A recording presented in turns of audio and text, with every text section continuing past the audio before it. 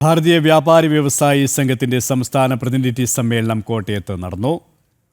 RSS ദക്ഷിണ പ്രാന്ത പ്രചാരക് S സുദർശന്റെ സാന്നിധ്യത്തിൽ പ്രതിനിധി സമ്മേളനം RSS അഖില ഭാരതീയ കാര്യകാരി ക്ഷണിതാവ് എസ് സേതുമാധവൻ ഉദ്ഘാടനം ചെയ്തു.